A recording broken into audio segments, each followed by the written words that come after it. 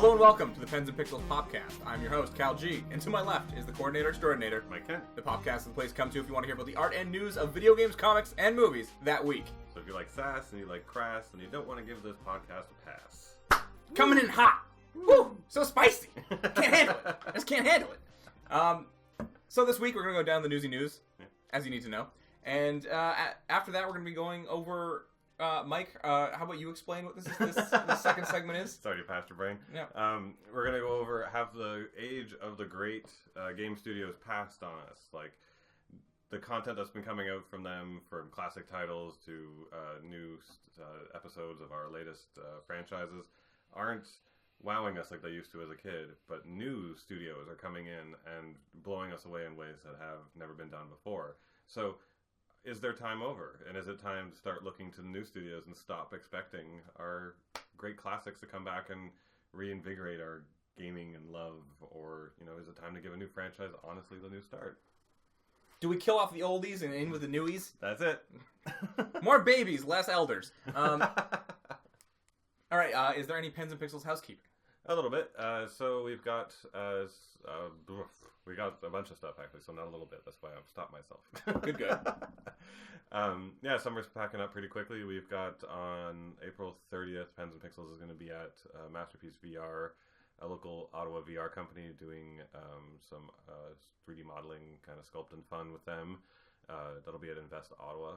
I don't know if it's open to the public, actually. But all the products and stuff from it that we'll be doing from the day will be online, so you can at least check out the work that everyone does. Okay, so at some point I was almost like, why are you saying this? Yeah. We are going to be talking about it and sharing it. And then also we will be doing our Art Jam again, coming up, looking like August right now. There's just some scheduling things we got to work on bookings. But for those of you who enjoyed the Art Jam, was that last year? The year before? Was it the year before? Yeah, maybe. It's been a while. It's been a long time. But the long-awaited art book from the first year will be available, and all the people who were there from last year will get that for free. And then, of course, we'll be doing it again. Same format as last time, just probably in a new location. And for those of you who don't know what an art jam is, based on the idea of a game jam, where developers would get together and have 48 hours to make a game, like a functional game in code. Since we can't code as artists, what we do is we actually make basically the art bible to a game, making the world's products, props, characters, armors, World building. Do the entire world building for a section of a game. And it's a lot of fun, and we had a good time last time, so we're going to be doing it again. I'll have you know that I once coded ActionScript. Oh. I don't remember... For a Flash game? Yep. Oh, sweet. I knew ActionScript, and then it just died as a programming language, and it was the only one that I truly, like... I don't want to say like I was a master of it, but I understood it, you know what I mean? Yeah, it was easy to understand. I could. But that's why it was so popular with Flash games, was that like a 6-year-old could sit down and figure it out. You could figure it out, and it all made sense. I remember actually having like the click sensation in my brain when I finally got it, and I was like, oh, okay, that makes sense. And then everything else just total trash in my brain. Yeah. I know some CSS, but like CSS HTML, but that's also very simple. Yeah. Like it's not. No, you're not making characters jump and shit. No. I mean, I'm not. Yeah, you know, I'm not getting a girl to come over and be like, I know some CSS. I can make you part of a website. See that header? See how it has an overstate? That was me. I can make this text blink. Is that something you truly want? All right, is that it? That's it. Okay, then let's jump right in to the newsy news. First up, I want to ridicule a 7-year-old child for being stupid. This was making the rounds on big websites, Reddit. I think Washington Post might even posted it, and it was it's just this like silly little story to give him himself more time for video games each night. A child wrote a very serious note from, quote, the school about how he wasn't doing well in video game class, and then passed the note along to his mom, who then posted it to Reddit. The note reads, Dear parents, Nathan has been doing good in all his classes, except for, in all caps, video game class. If he does not stay up all night playing video games, he will get kicked out of school. 3 exclamation points. Start letting him stay up all night and start tonight. I like how, like, yeah. Give a deadline. He can play anything, computers, Wii, iPad, iPods, iPhone, and any other electronic. Yeah, you misspelled electronic. Yeah. From the school. The mom says, I held it up and asked, what's this about? And he couldn't hide his devious smirk. I emailed his teacher the picture of the note, and he had shown it to her as well. Great. Even though Nathan admitted to his mom that the school wasn't concerned about video game grades, the hilarious note did earn him 30 more minutes of video game time that evening. I don't know if you should be rewarding that. No, no. Because, like, now he's going to be, like, in the future when he's 16, he's like, hey, I can write a note saying, like, it's medical marijuana. You know, like, he's going to think that he's like, hey, I got away with it. They're going to make me have more dope or something. I can't tell if this kid is, like, really stupid or really smart. Because when I was that young, I said he's 7. I don't even think that would have occurred to me to write a note from the school. Oh, yeah. I don't think it would have. I'm not brilliant. But that wouldn't have occurred to me at that point. And, but if it did, I can't even, the thought wouldn't even occur to me to be like, there's obviously no video game class. My parents would know there's no video game. Like, he didn't even, it seemed like he just like, this is a plan, I'm going for it. Like, he thought it was a clever joke. Yeah. And he actually, like, got the whole thing. He's like, I'm making a funny, and I'm going to give this to my mom. Hey, yeah, if he pre-calculated this, and he was like, yeah, I know, I'll probably find it funny, and I'll get half hour more, that's great. I don't know. I can see that part. I could do that when I was 7. You think? Yeah. You think you do it when you're 7? Yeah. I didn't know you were in year 7, but I mean, maybe. Yeah. I mean, I just definitely couldn't. That was grade 2. I don't really remember much of that. Even. All I remember from grade 2, and then my favorite thing about grade 2 was that my classroom for some reason had one of those wooden interior jungle gyms. Yeah. Yeah. And if you sat in the back when all the students like sat on the floor in front, you could climb up on it to try and see over them as I quote in the air. Ooh. So I could like spend the whole class just like lying around on a jungle gym, and I don't remember class after that. I just was playing on a jungle gym. I remember having recess indoors for a couple days because it was like torrential downpour, like really raining hard, and like I guess this girl was like leaving. Like I don't know if she was moving away from Thunder Bay or if she was like just moving schools. I don't know what the whole deal was. But me and my friend were obsessed with playing dominoes at that point, and we only had 2 packs of dominoes. We were just obsessed with just. He's back in POG form. Yeah, I mean, we just set up these dominoes every recess for that entire week, and I remember like they were having like a going away party for her. I think her name was Stephanie, and like I remember her coming up to us and like crossing her arms and being like, "If you guys don't stop playing dominoes and say goodbye to me, I won't think you're very nice." And we just like both shrugged at each other and kept playing dominoes. See? No fucks given. Your personality was pure as a child, and it maintained into your adulthood, because you would do that today. You would be, like, drawing or, like, playing a game, and someone could come up to you and be like, I'm never going to see you again after this class, Cal. You just look at him. Well, I guess it's a waste of time for me to spend any more time with you then. Yeah. This social link is going nowhere. Just give him a blank stare for a long time until he's just, like, awkward pause for, like, 5 minutes, and then you just walk away. Continue playing my game. Yeah. Alright, so I thought it was a funny little tidbit to start off the newsy news. Next up is Oscars changed rules to, quote, lessen bias towards old school 2D animation. But a long time ago. Well... Did these rules change a while ago? No, this is new. Oscar rules are changing now. Because of the bias towards 2D animation. In the animation category, the new rule opens up nomination voting to the entire membership of the Academy. In the past, nominations have been voted by invited committees made up of a mixture of members of short films and feature animation branch and members from other branches. Mm-hmm. The committees have been under increasing criticism in recent years for shunning films like The Lego Movie and showed a marked preference for hand-drawn or stop-motion films over CG movies. Beginning this year, all members of the Academy will be invited to vote in the nominating round and will not have to attend special screenings. The move should substantially increase the number of voters in the category and perhaps lessen the bias towards old-school animation.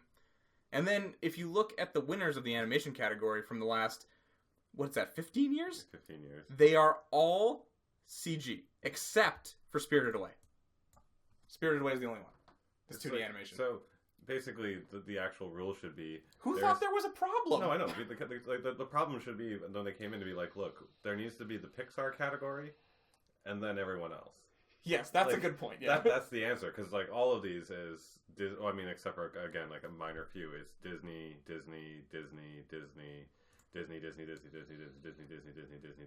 Sorry, let's go over the quick. Shrek, DreamWorks, that was 2001. Yeah, 2002, Spirited Away, which is Disney technically because they released it here, but it's Studio Ghibli. It's Ghibli. No, I know Disney released it here. Yeah. Yeah, like they were the publisher. Yeah. Actually, I don't really know if they get credit for it yet. No, Ghibli get credit for it. Ghibli. 2003, Finding Nemo, Pixar. 2004, The Incredibles, Pixar. 2005, Wallace and Gromit. That's stop motion. I guess that's a step up. Yeah, that's Hartman, not Hartman. I always forget his name. That's Hartman Studios or something like that. But yeah. 2006, Happy Feet, that weird penguin movie. That fucking won something? I know! That's a horrible movie. I didn't like it at all. How did that... Like, was there no Pixar films that year? I gotta look that up. Yeah, I don't know. Oh, you know what? That might have been...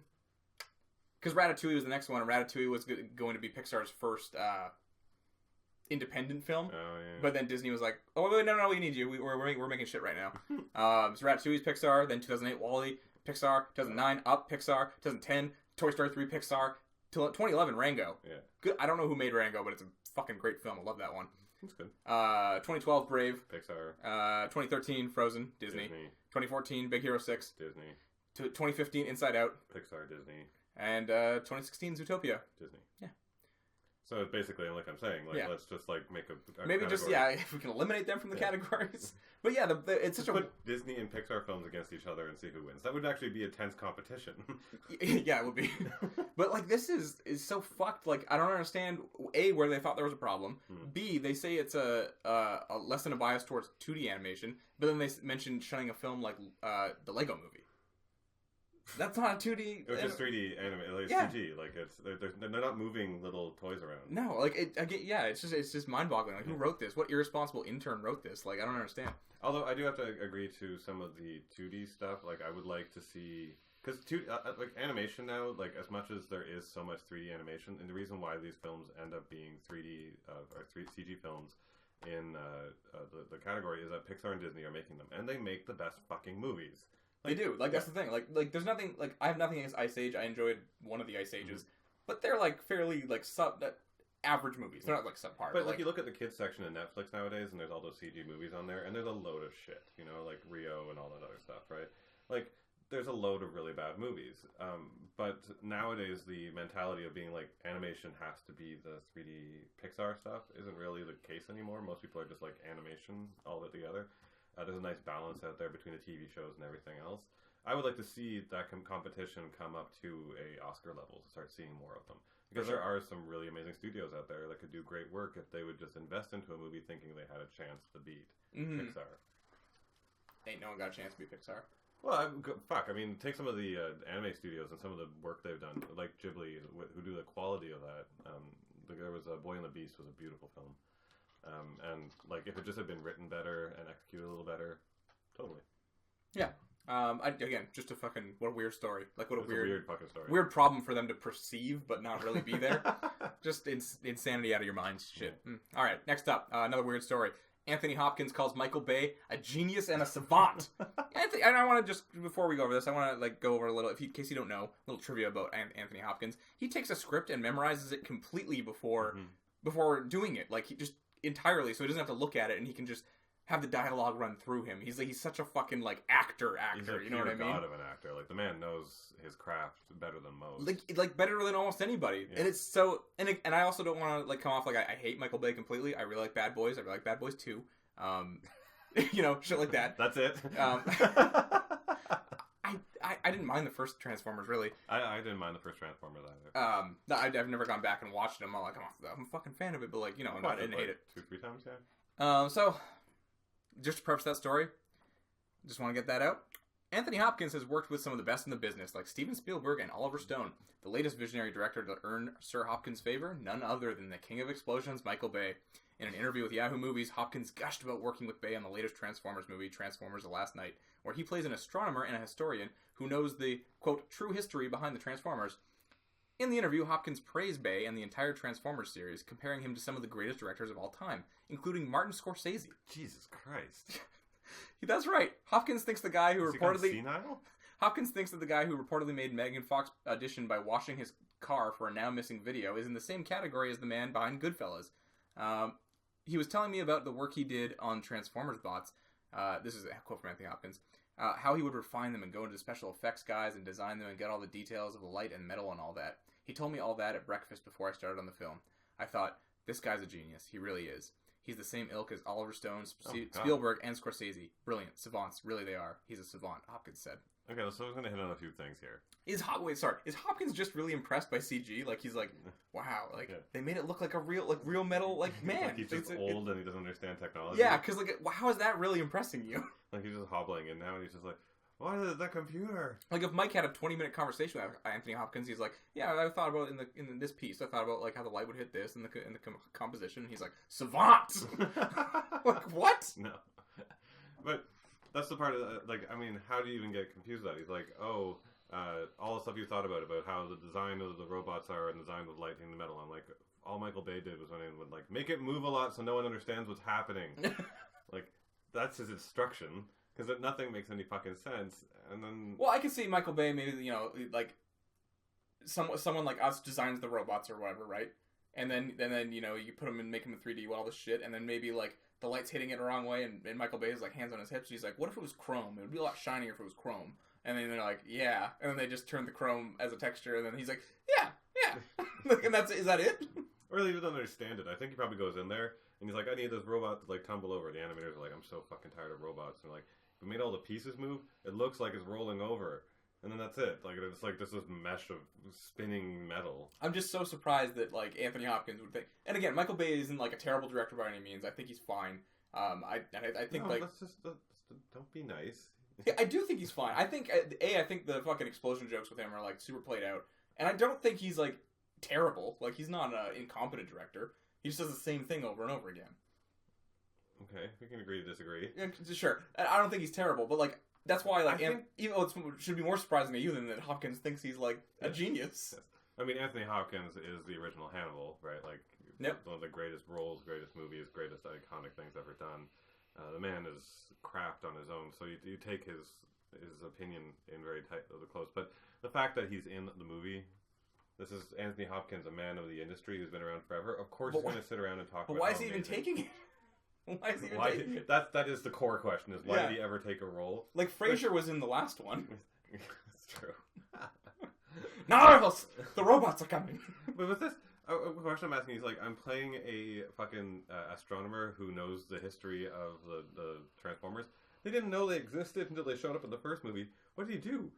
Stand there with a telescope and watch them? He's like, these ones are humping in the window. Like, what did you fucking do? How do you know it more than someone else? I don't know. He knows the true history. He knows probably about the Energon. Yeah, you got it right. Energon cubes. There you go. He knows all about Optimus Prime. Or Optimus Primal, the gorilla. Speaking of big gorillas, King Kong Skull Island has a TV series in the works. Why? Mike. But why? The best question. Why? Why? Look, I watched King Kong Skull Island, and I really enjoyed it. There's big monkeys punching big monsters. Really thought it was fun. And you're a big King Kong fan. Like, you're actually excited to watch Godzilla fight. Yeah, incredibly. Yeah. And apparently they explained how he's not the right size yet or something. No, they even had a line in the film about him being a baby. Yeah. Like he's still young or whatever. So he's gonna get bigger. That's so dumb. I want his fucking fist to go down Godzilla's throat, and I want Godzilla to have the radioactive blast, and I want King Kong to lose his hand, and I want him to use his nub just to fucking poke out his eyeballs just over and over again, and I want him to climb him. You know that everyone else is trying to figure out how this is even a fair fight. Like, the monkey loses to the radioactive dinosaur. Oh yeah, for sure. Yeah. I don't have a horse in the race. Either one. I just want to see them fight. There's a webcomic that's literally just like them walking up to each other, and then Godzilla just going, and there's just like stubs on the floor, and then Godzilla walking away, and everyone's like the end of the movie, and the credits roll. Well, you have to assume. I want to make fun of this TV series more, but like, let's get into this. I think that King Kong's big advantage here is how much more mobile he is because of how huge Godzilla is. He could literally start climbing him, and like his little fucking T-Rex arms, he's like, ah! And he's just on his back, and he can just start eating it. Just sink his teeth in and just start eating Godzilla from the back. That's what he would do. Yeah, I mean, whatever. He's fucking, yeah. He ate a giant squid in the movie. He just killed a kraken and ate it. So, I mean, he can start eating Godzilla. They're probably not going to write that, but you never know. Radioactive Godzilla. He's gonna like walk away, and there's just gonna be like giant King Kong and But he's gonna be like smaller, so he's gonna be able to be more mobile. He could be going like building the building, just fucking dodging and swerving.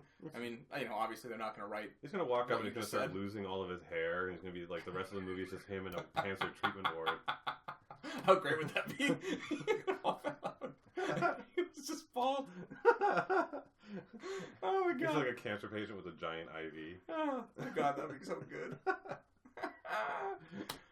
So this fucking TV show, like, I don't care how much money you're giving them, it's just not going to look as good. Is it going to be like a 10-episode series where they keep being like, oh, that must be Kong. And it's like, you hear, like, footsteps in the background, but you never see him, you know? And or a lot of feet just going by really quickly in a single shot. Or maybe they take it all the way back and it's a guy in a rubber suit or something, and they're filming it like, oh, the old school Power Rangers. Yeah, it's just a really big, like, bodybuilder, like the Mountain from Game of Thrones, just wearing a monkey suit. Yeah. Like, just a really big dude. And they're like, oh, it's a slightly larger monkey. Yeah, whatever. It doesn't matter. It seems like also unnecessary because, like, I don't want a TV show of King Kong. Like, no, I don't either. There's That's no the thing. story to it. The story was the man fell in love, or the beast fell for the woman, you know, and then he punched stuff and then he died. Like, they don't say whether or not this is like tied to the movie universe either, but yeah, but what is your day-to-day story? How are you hiding this monkey? What is your interaction? Well, with the monkey? I assume they're on Skull Island, so they're probably trying to survive on Skull Island, and there's also a monkey there. Which again brings your budget up by a massive fucking amount. Like, shooting in New York is cheap. Like, yeah, I honestly have no idea. It seems like a misguided, because I mean the movie made 552 million worldwide, which is good. And maybe they're just trying to ride the success of that. They're like, oh, people want this, and you're like, not that bad. Not that much monkey. Like, yeah, no, I'm fine. We'll take monkeys with guns in a war, but we won't deal with a giant monkey for 10 hours. No, I agree. Mike, what's your favorite Disney movie? Honestly? Yeah, just what's your favorite? Not like related to the story we're about to talk? No. Okay. Two of them. Rescuers Down Under. Or not Down Under. No, the other one. The Rescuers. Just the first one. The first one.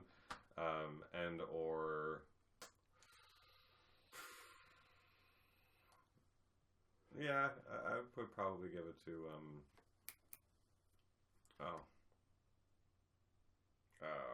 I forget it. Oh, we'll just go with Rescuers. I forget the name of the other one. All right, Mike likes the one with the two mice who save a little girl from crocodiles and an evil woman. I love it because of the animation. The best facial expression animations coming to the it's fantastic. girls, like the fucking stuff in their interactions, the way they bump into each other and stuff. It's just watching humans in motion in that movie is fucking intense. The evil woman, whatever her name is so expertly done. Yeah. I remember she's like plucking her eyebrows, and it's just or not eyebrows, the eyelashes, and the she's fake actually ones. pulling them out and like they almost look like spiders. It's like the way they're coming out like fuck.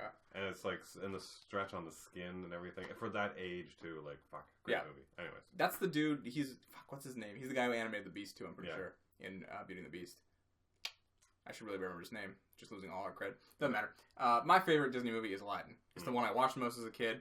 It's the one that I memorized all the songs. I can still sing them to this day. Yeah. Never had a friend like me. Because Disney's on this live action trend right now, all the movies seem to be doing well. They're gonna do Aladdin, and rumor is Will Smith is in talks to play the Genie. So, what's your feelings of this? At first, I was like, no. Then I remember Robin Williams is dead, unfortunately. And then I was like, okay, so I reeled from that emotional turmoil again. And then I was like, oh, well, like it's not. I can see it. You know what I mean? Literally the exact same reaction. Because like I've heard like no, like Will Smith is just always Will Smith. I don't think he can put on a show to be.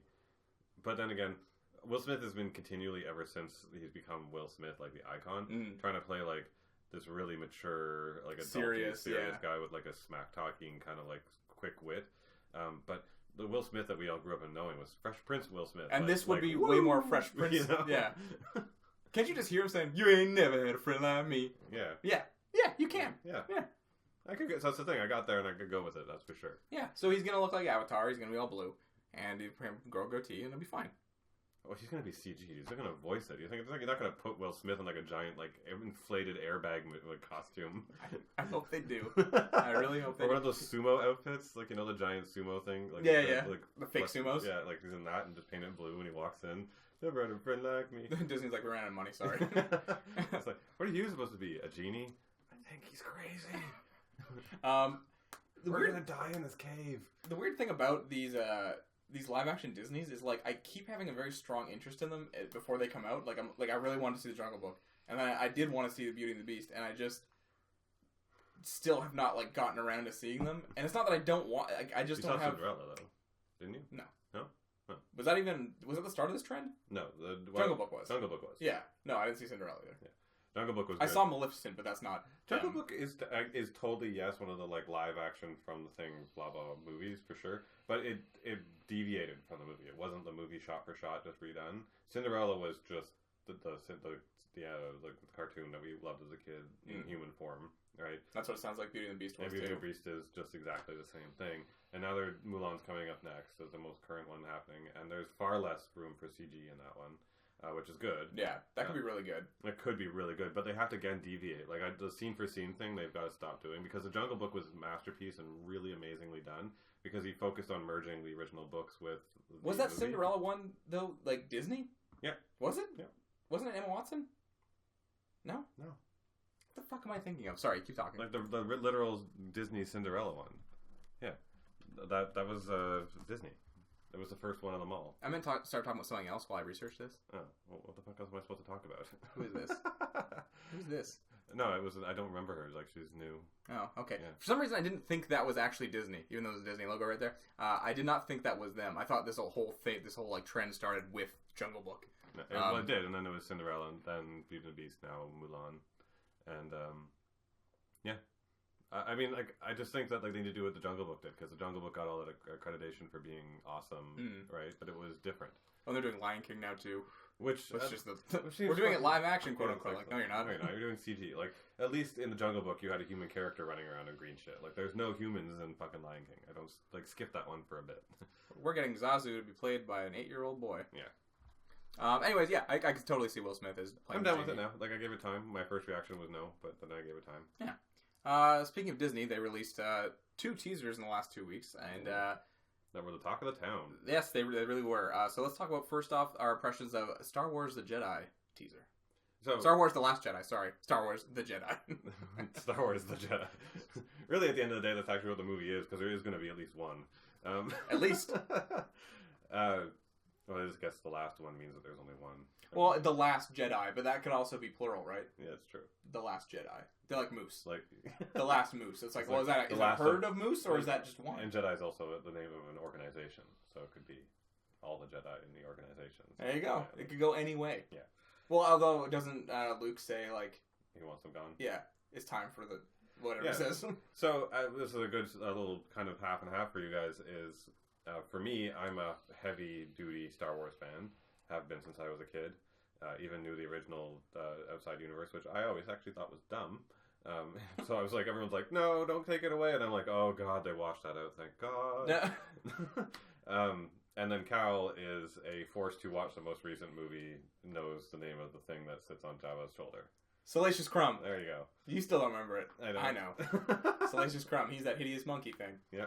And I know that those things that kind of look like Asaris from Mass Effect are Twi'leks. I think. Twi'lek, yeah. Twi'lek. Twi'lek, is that how you say it? I don't know. Anyway, but you're right. Oh, and you also know that for some reason Darth Maul becomes a robot spider. Yeah, but that's because I literally saw a piece of art where he was a robot spider, and I recognized the character obviously, but I was like, how the fuck did that happen? So like I just needed to know. That was literally the reaction just recently for Easter dinner. I was at home. We were just talking about Star Wars, and people brought up like, "Oh, what if Darth Maul came back?" Blah blah blah. And I'm like, "Well, in the original universe, he came back as a giant robot spider." My dad's like, "What the fuck does that mean?" And I showed them a picture, like, "How did that happen?" Yeah, like, how did that happen? Apparently, he just did it to himself when he fell. Yep. That's what. Yeah, I remember just being. I don't know like very much about the lore at all, and I was just like wrapped with curiosity. I was like, "Why is he a spider?" Yeah. So anyways, yeah. As the impressions for this trailer, I was actually happy with it. I mean, it's a teaser trailer, and the new format of 2-minute teaser trailers. Something that I saw that other people were very appreciative of. Some people not. Some people were like, "That's not a real trailer," because it was a lot of shots of like kind of nothing. Yeah. But other people were like, they already know they're gonna go see it. It's fucking Star Wars. People are gonna go see it. So it was I think refreshing for some people to have like, oh, it piqued their curiosity, but it didn't show anything. It wasn't like that Spider-Man Homecoming and that's trailer. Exactly what I liked about it, because like most other trailers, but like I'll do a teaser trailer and then I have to avoid the rest, because by the time you get to the final teaser, the final full trailer, like you go to the movie and you're like, oh, okay. Mm-hmm. Like I knew the plot lines generally by this point, that I wasn't surprised by anything that happened. Doctor Strange was that. Like all the great visual scenes were totally sold in the trailer, except the last one. Yeah, the very last one. The very last one. Well, that's again, Spider-Man: Homecoming was like, we know that movie now. Yeah, there's no way that movie's gonna surprise us. No, I'll be shocked if that movie surprises us. Yeah, I know that. Like we know the whole storyline. So, like with this one, it was great. It's just this little sploosh to be like excited about it. And as the big debate comes up, is like everyone's like, oh, what does he mean by like there shouldn't be any more Jedi? Of course there has to be Jedi. Fuck you, I want Jedi. And I'm like, they're not going to take out the only good guys and just be like, we should all be bad guys. Like, that's not the answer. He's like, there needs to be a change. Maybe that means that there's something else. And in the original chronology, I guess, there was always, and I hated this, I never thought it was smart. I thought they were just like, we need to make a new type of Jedi. They made the Grey Order, which was like dark side, light side, and Grey was the one who was on the tipping point between both. Okay. Which just made them like the neutrals from fucking Futurama. I have no opinion whatsoever. Tell my wife hello. Yeah. Like that's it. Like I'm like this. What point is being neutral? Like they can't help either side because they don't care about the results on either side. Like, anyways. I didn't know it was a thing. Yeah. So like they're talking about him trying to find balance. Maybe that is the whole thing, which I think would be kind of neat because like the whole Skywalker line was supposed to bring balance to the Force. Maybe the balance is to stop trying to shift all the way to light or all the way to dark and just trying to find a place where it's in between. Do you think Luke dies? Not in this movie, but I do believe he will. Yeah. Because I think he's actually contracted for the next one. Oh, okay. Yeah. Well then. Yeah. The only nothing really stood out to me with this trailer aside from that one shot of the ships with the red red dust. Great shot. Really nice shot. So nice. I love the contrast. But I am curious to in general in the plot, I want to see Rey take on Kylo Ren again. Oh, I'm sure. Because I just want they did a good job of making me really dislike that character. Mm-hmm. You know, I don't like him at all. I don't want him around. Mm-hmm. And I won't say anything, but he does something in the first movie, and I didn't really have any particular attachment to the thing he did to the other character. Mm. But still hate him, so still want to see him go down. Yeah. And I want to see Rey like develop her powers and. If you have force powers, can you just like rip someone in half, like down the middle? You're good. Like vivisect them? Yeah. I mean, why doesn't more of that happen? Like in the other. Well, you know what? Like it's one of those questions I don't want to get into. Or it's like Avatar: The Last Airbender. With everything, you're like, okay, why don't the Earthbenders just open the Earth and just smash people back into it? They make it so much more complicated for themselves. Then you realize that also there'd be no plot because they would just rule the world. Yeah.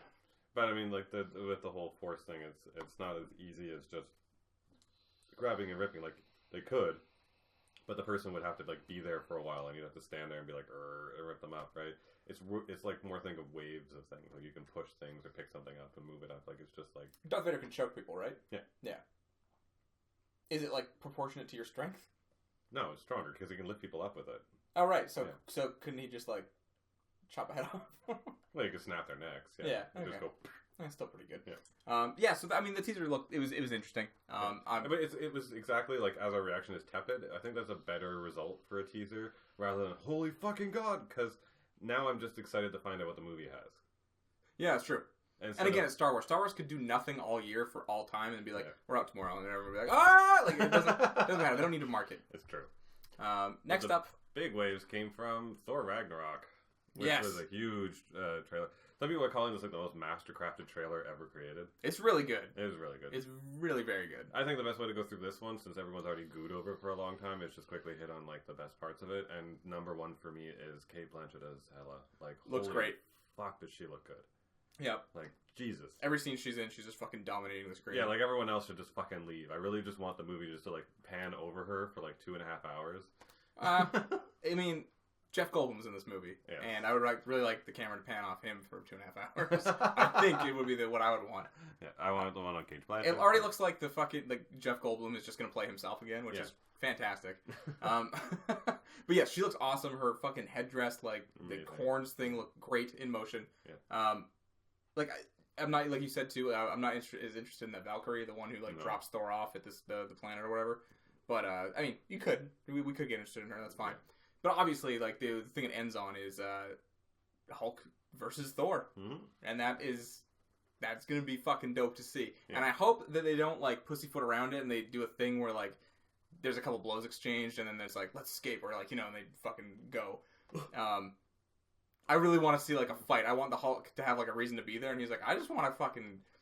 I was in love with what's her face, and I just flew up into the sky after Ultron. And that was the whole ordeal, and now I'm here, and I'm just hitting things. Just flew up into the sky. So you're still retaining that he took the little Quinjet into space. He must have, right?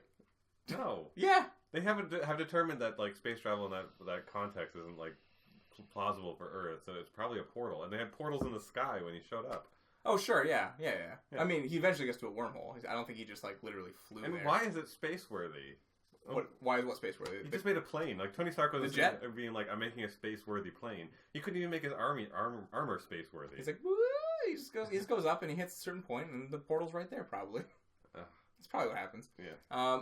No, but also, what we were both curious about was the buddy cop thing. Yeah, a long time ago, we've been covering we've been doing this podcast for a long time, so we've basically covered this movie since its inception. Yeah. And yeah, they kept touting it as like, oh, it's gonna be a Hulk and Thor buddy on the road. They're still maintaining that, and like, I guess it's gonna have to be something like after that fight, they team up and break out, and they're on the run. You know what I mean, or something like. I guess like there's maybe a large component of the film we're not seeing because they're still maintaining it even after this trailer. They're like, yeah, it's gonna be this buddy cop adventure through space. And so far, I mean, like, I don't know how quickly it's going to get into everything, but, like, you know, we're going to have Thor, like, get his hammer destroyed. He's unworthy. He deals with that for a while. Yeah. Gets fucking captured. Goes to the planet. I'm sure stuff happens in between him and getting there and fighting the Hulk, like, you know? Yeah, but that's what I'm worried about as a film is that, like, this trailer is cut really well, but it seems like it's cut really well around the first 30, 40 minutes. You know? Yeah, well, I mean, that's because, again, it's still a good thing, though, because we don't know. Even then, that's still hyper-packed, because, like, you're going to have, like, the introduction of Hela, and then her backstory. Apparently, Loki's in there. You're going to have to make sure to cover what he's been doing with taking out his dad. Odin is, Anthony Hopkins is on, there was some set photo of him on, like, the ground, and he's looking like a hobo. Like, he has, like, fucking rags on and shit. Yeah, like... On Earth. Yeah, and then, like, there's something to do with them being on Earth, and, there's, like... There's just so much information to cover, and I'm kind of worried that, like, by the time they get around to the buddy cop thing, they're going to just be like, alright, this planet, you got 5 minutes. Let's come up and punch, like, a teller in the face, get back in and get out, and be like, we got that planet. Yep. Buddy copped. Like, yeah, I don't know. Who knows? But it looks very exciting right now. I'm looking forward to this one a lot. Yeah. It's Guardians 2 this year, and Thor, right? Yeah. That's the only two Marvel ones? Yeah. Yeah. Yeah, I mean, it looks like another good year for Marvel. Well, Go figure. That's a two. Go figure. Next up, Infinity War set photos tease big changes for Vision and Scarlet Witch, and then the fucking header is them like looking gazingly into each other's eyes and stuff. We all know that they're romantically involved. They're going to be. Well, we do. If you're not a comic book fan, the Scarlet Witch and Vision have been a couple through almost all of the whole Marvel franchise. But the interesting part about this is a set photo came out of them filming, and it's a first look at Vision and Scarlet Witch kiss in Avengers Infinity War. Spoilers, they kiss. But Vision is just a human man. Yeah. And if you don't know, he's not, like, CG'd up in those movies at all. Or he probably is a little bit, but, like, he largely has, like, the makeup on and the suit on and, like... So, but here's the question that just came into my head to actually put this into stop. So he can change his outer appearance at will. Like, we watched him turn clothing into, like, wearing a sweater into his outfit. Yeah. Grow a fucking cape. So who's to say he couldn't make himself look human in a stroke? I guess that's true. But it's just like, wouldn't he have done that last time? Yeah, but that's a check mark. Yeah. Like, why was he dumb enough as the smartest android in existence to, like, not go like, well, you know what? They'd be more comfortable with skin. Yeah. yeah, exactly. Yeah, exactly. Yeah, that's the thing. Yeah. Unless they're trying to do this, like, maybe a thing where it's like, in the first movie, he was all android. In the second one, he was wearing human clothes, but he wasn't quite all there. And in this one, he did the skin thing. And, like, you know, maybe they're doing that. He's the most human now. And then Thanos comes down and just fucking rips the thing out of his head, flies back up into the sky, and Hulk comes down in space from his Quinjet and is like, from his Quinjet. Yeah, that's how it's gonna work. He's gonna fly back in his Quinjet. He's not gonna come back in the Quinjet. Thor will be there too. Yeah. But yeah, like I they got Doctor Strange in fucking Thor Ragnarok. God. Yeah, so I think that the scene from Doctor Strange at the very end there, when they're having a beer or whatever, I think it's that scene just extended. Yeah. I don't think he's like in it like a lot or whatever. I think it's just a thing. Just a thing. Yeah, I think it's just a scene because Thor also has long hair in that scene. So poor Vision, because like we all know he's going to get the Mind Stone ripped out of his head at some point. Because like Thanos was going to get all the gems. Like we are prepping for this, right? Yeah. But like Vision is just like sitting there with his target on his head with a timer on it. Yeah. That's literally just a countdown to his death, right? And he's just gonna be left there with a fucking hole in his head, and like Scarlet Witch going, ah, you know.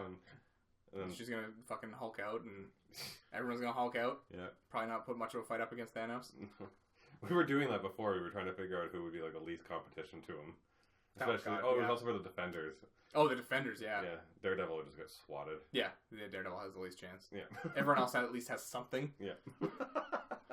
Daredevil just... like, I can hear you good. Yeah, Daredevil could, like, maybe dodge him a couple times and then get his fucking ribcage crushed. Yeah. And that'd be it. I can hear you monologue real well. Next up is a surprising bit of news. Miley Cyrus is going to have a voice in Guardians of the Galaxy 2 coming out in 2 weeks. Yeah. And also in the MCU from this point on, at least in different films in any such way. So we're not going to hit on the spoiler side of where this comes from. It's just included inside of the new movie as part of the original press screening. Just expect to hear Miley Cyrus at some point. Yeah, at some point. Do we want to say the character? We should say the character. Okay, yeah, I mean, it's such an obscure character that sure. No one's going to know. So, I mean, if you feel like looking this up and spoiling it for yourself and asking yourself the same exact question, why the fuck? She's going to be voicing Mainframe, which, go look that one up. Yeah. And for some reason, it's Miley Cyrus. So I think for anyone who is not in caring of spoilers, just go have yourself a good laugh.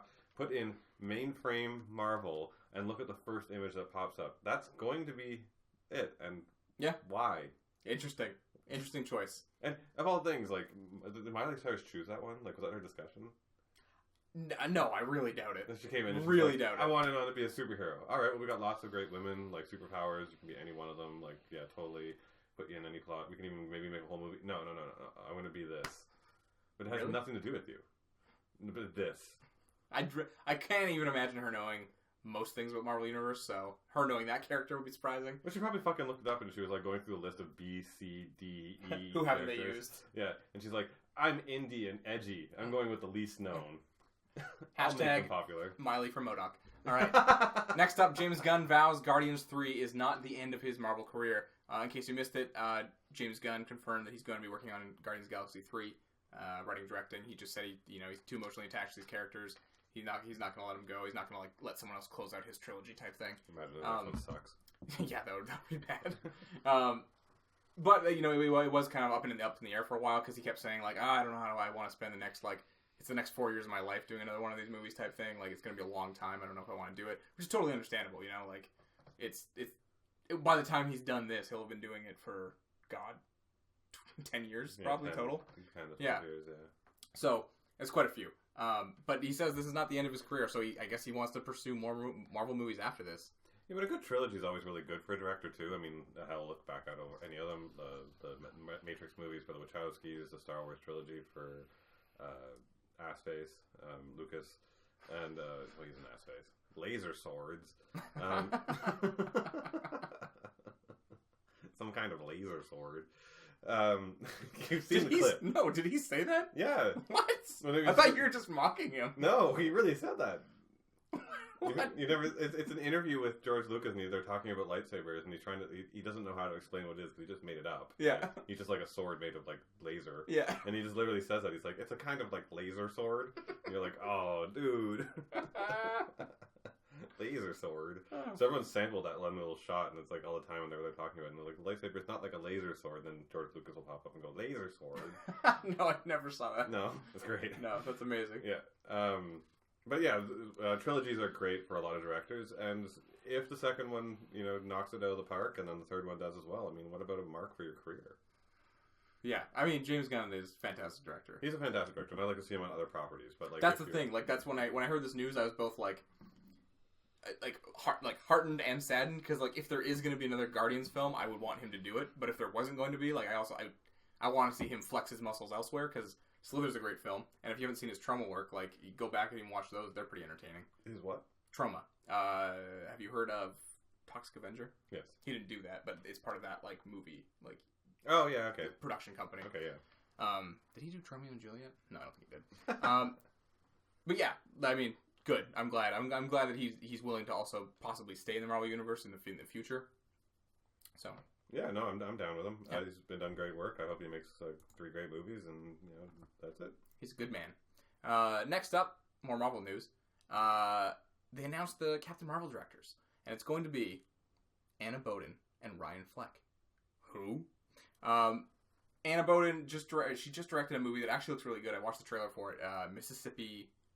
It's got to be in here somewhere. Mississippi something. I don't know. I've never heard of her. Mississippi Grind. Yeah, okay. I've heard that movie. Yeah, it's still like coming out. I just watched the trailer for it like 2-3 weeks ago. It actually looks really fun.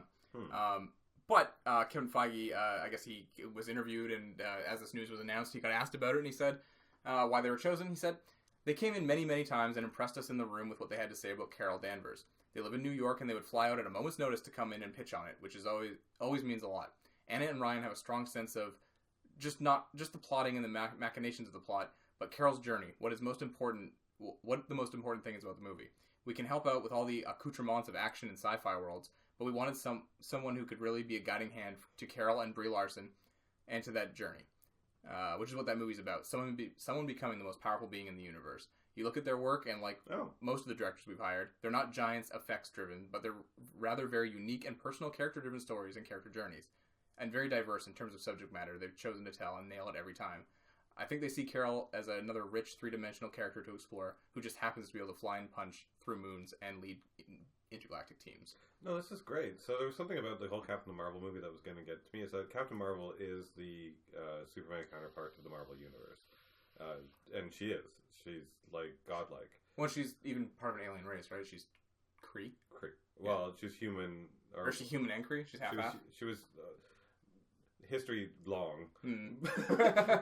But, like... History long. It's like, I don't want to get into it. Originally, it was that she was human and she was experimented on by the Kree to get her powers. Rogue sucked her dry. And that's how Rogue got her powers originally in the original canon universe. But then she got her powers back, and they were twice as strong. And then, anyways, long story short, she's the most powerful. But I really wanted that too. Is one, like, if we're gonna get the female character, and they skipped over Black Widow, let's just get over it. Mm-hmm. I mean, I hope she gets it one day, but not happening. They're gonna take in and they're gonna go with, like, we're gonna do a woman, and we're also gonna do the most fucking powerful thing you've ever seen. Mm-hmm. Also, they haven't done Superman correct yet with a godlike being. Nope. And tackling that in an interesting way and being like, look, there isn't really a contender out there, right? So let's find a way of telling a really interesting story with a being that has all the power. And their discussion is literally based on that. So it's not going to be about her getting into giant intergalactic battles. I'm sure she'll have one. But, that's not the focus. The focus is going to be the story about being the most powerful woman in existence. Technically she's not that high on the ranking, but, like, they're talking about her in that context. Hillary Clinton. Can you imagine if this is Hillary Clinton comes in wearing, like, the sash and the red outfit and stuff, and she's like, I didn't vote for him.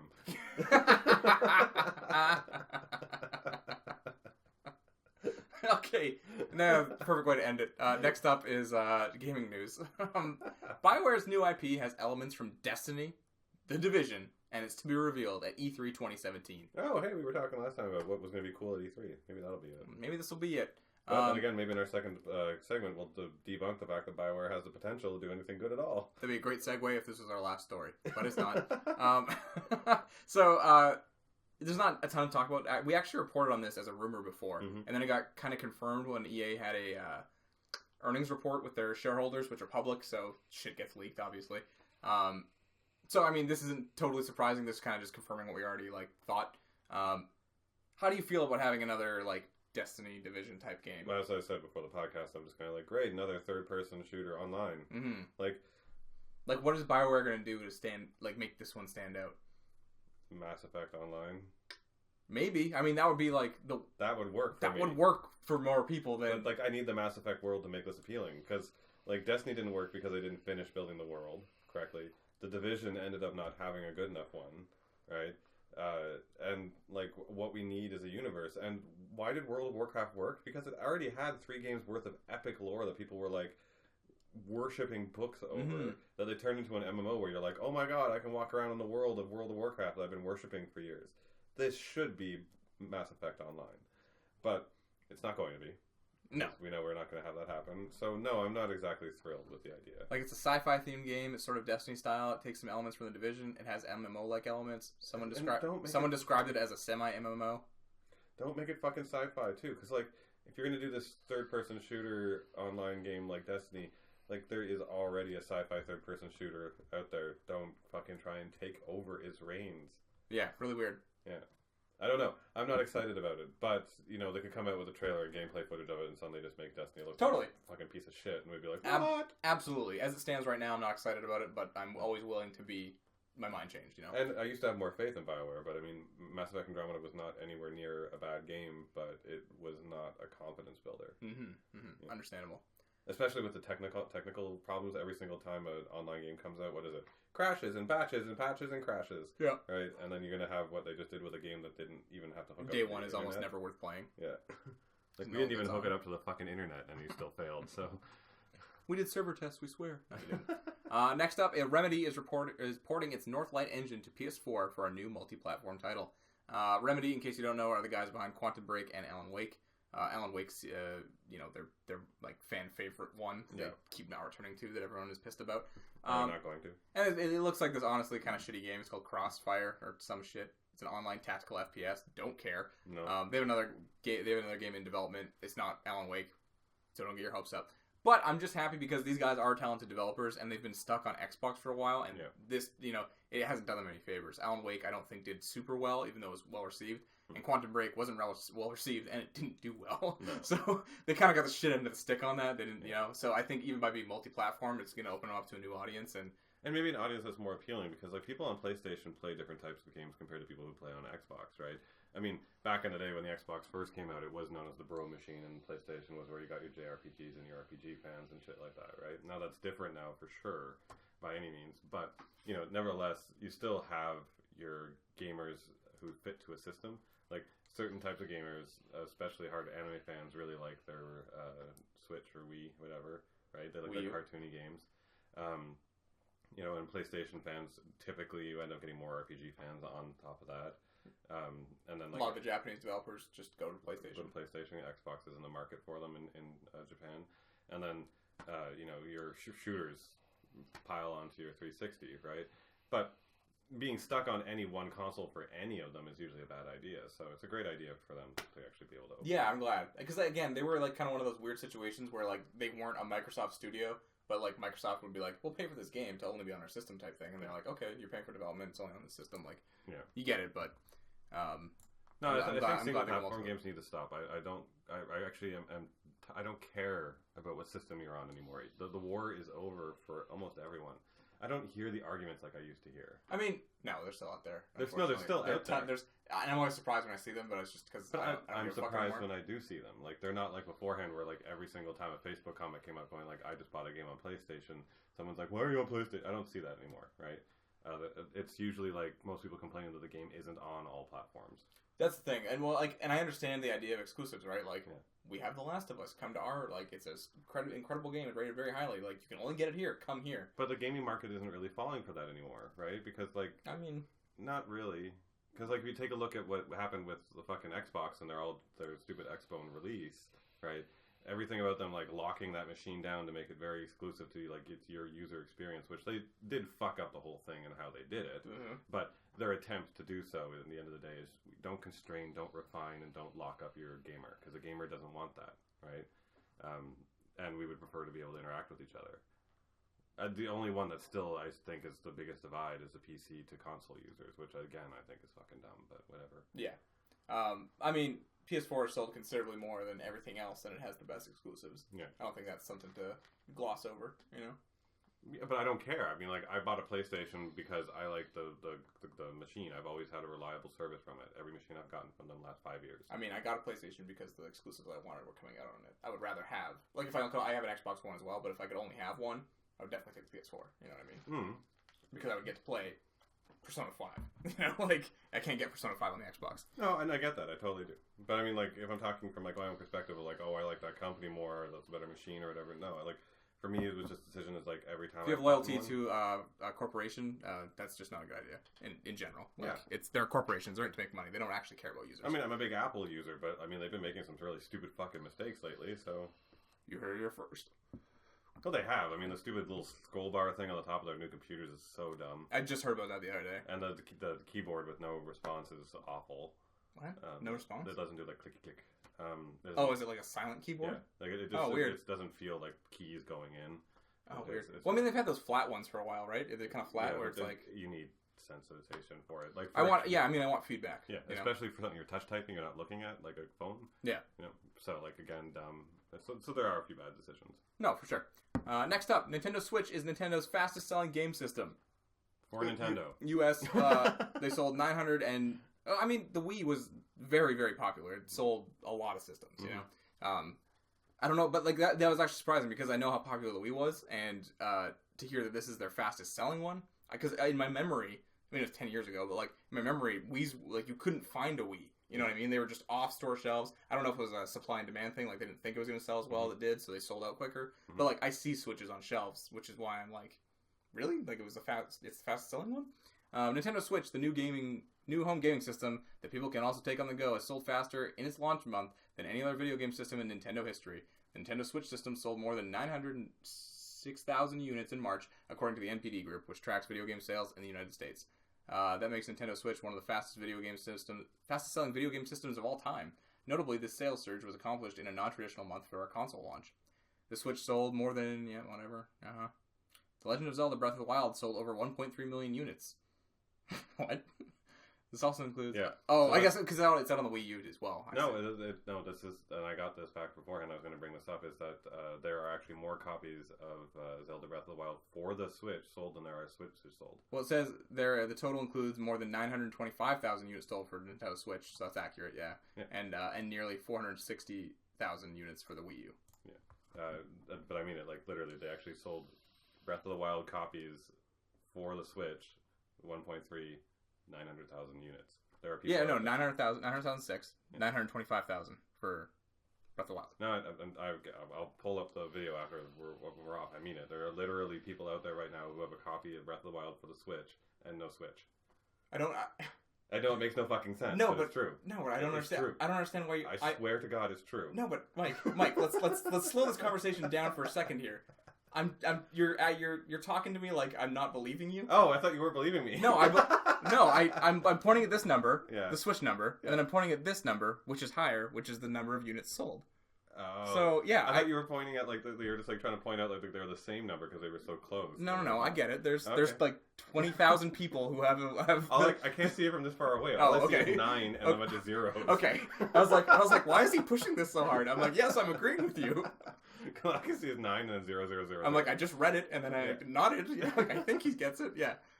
Which still makes no sense. Like, why would you sit there and hold like a CD and be like, I'll have it someday? Like, to be fair, I did this once with Mass Effect, the original one. I got a copy of Mass Effect before I had an Xbox 360. Why? I don't know. I can't fucking tell you because then when I it wasn't a long period of time before I got the system. Yeah. But then I got the system and I put in Mass Effect and I hated it. Like, I hated it. It was one of those situations where like I came back to it later and I loved it. But like, isn't that weird? That's weird. I don't know why I did it. I was just entranced with that game, and then it let me down really badly. I'd be so mad, like constantly like walking by. Like I wouldn't put it away. I'd leave it out, probably just to personally punish myself and like look at it and be like, why did I do this? Yeah. Maybe it's a financial thing for these people where like I can afford the game right now, but I gotta save up for the system, so they get it. I mean, Zelda's always gonna be around. It's not like it's like rare. And a torture for yourself until like. Very weird. Rumor: Quantic Dream developing unannounced PS4 game. This just came from a Twitter a tweet that was fucking deleted actually, so maybe there is some credence to it. But Quantic Dream could be working on one or two unannounced PS4 games. At least this is what appears to be when looking at two LinkedIn accounts of two former scriptwriters who worked on Heavy Rain, Beyond Two Souls, and the upcoming Detroit Become Human. Created outlines, treatments, scripts, and game design documents for unannounced Quantic Dream projects on PlayStation 4. And then does Detroit Become Human have a release date now? No, it's still just a nebulous 2017. I assume we'll get a release date. I assume we'll get a release date. Yeah. Okay, we must. I'm excited for it. So. Again, I would look forward to anything these guys do. Yeah. You know, just because their games are like fairly unique. I'm so late to this whole to the entire Quantic Dream thing like that everyone got hooked on, right? Because like everyone screamed about Heavy Rain when it came out, and I didn't touch it. I played Indigo Prophecy way back and was kind of disillusioned with that style of gaming originally. I mean, I really actually liked Indigo Prophecy, but I was like, I don't want to fucking have to stand there and listen to dialogue forever. I was just not in the place for it. And then since I skipped it and then Beyond Two Souls came out, I was just like, all right, just keep not playing. Yeah. Like that state you kind of get into. And then I literally just last year, like by your recommendation, right when we started the podcast, you're like, dude, get Heavy Rain, then do Two Souls, go do it. Yeah. And like I ran my way through both of those and loved it. So I'm really excited for them to work on anything. I think Detroit Become Human looks fucking awesome. It looks fucking amazing. It looks like their best one yet. Yeah. Like so, I'm really excited to see them like progress their style of game. I'm mostly excited because like their style of game is really cool, and I hope they obviously evolve it. But the visuals don't match up to the game style. Like if you're gonna make a game that's literally just you playing a book, basically, it's pretty much the same thing. Like there's no mechanics you're breaking any boundaries with. It's just get a walk cycle. Choose your own adventure, basically. Get a walk cycle working and you're done. Like, you don't have anything else to do. Basically. You know, and then just animate a bunch of shit. So you just got to get a bunch of animators together and get one guy, dev, to sit back and just make sure, like, your character can walk. Yeah. Like, you don't have a huge part to go, so make your visuals ridiculous. And even for the time, Heavy Rain and Beyond Two Souls were not visually groundbreaking. They're pretty fucking good, man. Really? Are you... I really? didn't think they were groundbreaking at the time. Oh, dude, they're... Especially Heavy Rain got a lot of attention for looking as good as it did at the time. Really? Oh, yeah. Like, it was also showed, like, in 2004 and 5, before it actually even came out. But, like... When I saw it, I wasn't like, oh... Really? Yeah. Oh, man, I think... Beyond Two Souls, I mean, I played it when it came out, and I thought it looked fucking great, you know? I thought Beyond Two Souls... that's Juno. Yeah, I thought Beyond Two Souls looked neat, but again, I didn't see it and look at it and go like, oh... Really? Yeah. Dude, like, I think they look like incredibly, like, photorealistic. That's the thing about Detroit. When I saw Detroit for anything in it, I was like, whoa, like, there's something to be staring at. No, I'm surprised you thought that. Yeah. What's going to be cool for Detroit with these guys, and hopefully with this unannounced project for them too, is that since they're going in the... Like, I mean, it's always been fantasy with them, but, like, it's usually, like, set in the real world. So the setting is never anything interesting. Like, there's not grand sets of any kind. Like, in Beyond Two Souls, when you finally get down to the reactor and it's a giant, like, vortex next to you, I'm like, oh, you know, like, there's something to look at, rather than just, like, a desert. And here's a desert. Here's a hobo alley. Yeah, here's a fucking another apartment you're in. Like, yeah. You know, how many apartments are you going to walk around in and be like, turn on the TV, turn off the TV, pick up a TV. Right? I'm like, give me some visuals to go with it. And since this is completely set in like a futuristic sci-fi Blade Runner-y, total visual, hopefully, like, kind of showcase, then it's going to actually have something to look at. And that's what I mean, again, by the visuals as well. Is like, let's make... I'm just talking about, like, the quality of, like, the faces looked real good. You know what I Oh, mean? Like, the graphics quality. Yeah. No, yeah, no, of course. I mean, yeah, I mean, it's nothing special to look at, like as a style, right? Yeah. It's just photorealism, and here you go. Yeah. This is a hobo alley. Yeah. I get what you mean now. Yeah. All right. No. Right. I mean, graphically, of course. I'm like, what does Mike see in his mind? Like, is he fucking like he sees a PS2 game? He's like, oh, these fucking blurry textures, like. No, it's just going like fucking the GoldenEye, like just panels. Yeah, just the fucking hands are just like boards. All right, last story, and this is just a rumor. Take it with a grain of salt, but it's being reported that CyberPunk 2077 pre-production up until 2016 has been trashed. No, which would be crazy because contrasting to the actual studio's news release. Well, I mean, when was our last news release about this? The one about them working on it since forever was like last year. Yeah. Well, I mean, yeah. What do you mean? I mean, just that. Like, they were talking about how they've been working. Or maybe I'm not interpreting the title correct. What do you think this means? That they have not been working on it this whole time. No. This means they have been working on it, but they've just everything up until 2016 they scrapped. Like because they have. Yes, you're right. They have publicly come out and said, like, even when they were working on Witcher 3, they were working on CyberPunk because they had that trailer that came out like a long time ago. So yeah, everything up until everything they worked on up until last year has now been trashed and put aside, and they're like starting like a new quote unquote. Okay, well, let's read about the new game director they've got.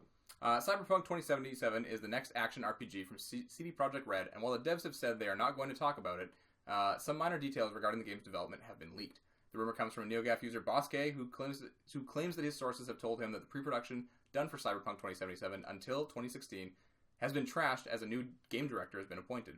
The game director for Cyberpunk 2077 has changed after Red has finished Blood and Wine. And according to my sources, please treat it as a rumor. I won't reveal anything more. The pre-production done on the game before 2016 has been binned. Okay, before 2016, so I guess it would be 2015 and behind. That's more believable. CD Projekt Red has high hopes for Cyberpunk, is blah, blah, blah, yeah. And this is just... Okay, that's totally believable then. That's different. How's that different? The only difference is the year. Yeah, but a whole year of development? Yeah. Yeah. Okay, so, like, they've been working on Cyberpunk for a really long time. They've announced this thing as a thing, like, way the fuck back. Right? Way the fuck back. Like, before I think we even knew Witcher 3 was going to be a thing. Yeah, like, it was way back. I actually just want to see for posterity's sake. Yeah, no, for sure. But it's been such a long time that this game has been initially announced and released, right? Like, there's no way that content is still holding up today. You know what I mean? Yeah, but they weren't in, like, production. They were in, like, pre-production, which to me means, like, scripting the stuff and, like, you know, like, what the plot's going to be and, like, designs and stuff, you know? Yeah, no, I get that part. But... Also, when did the trailer that we just saw come out? for Cyberpunk? Was that always the trailer, the same one? It's just this one, yeah. 20. This one says 2015. Let's just say 2014 to be... Yeah, sure, let's be safe. Yeah. So it's been a while. All of these years and all that time, I mean, it doesn't have to hold up. And losing, like, let's just say 1 year of pre-production, that doesn't mean anything.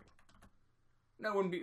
It wouldn't be 1 year though, because they've said since they've been working on it while they were working on The Witcher 3. Mm-hmm. Witcher 3 came out in 2015, 2016. It was in development. Yeah. Way before, like back in 2012. So they've been like pre-production on this thing for quite a while. You know what I mean? Yeah, but it still would be like a lot of work.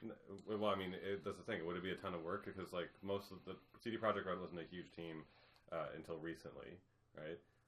And even then, it's still not a massive studio. Like, I mean, they've got a lot of people, but it's not like they're pretty big.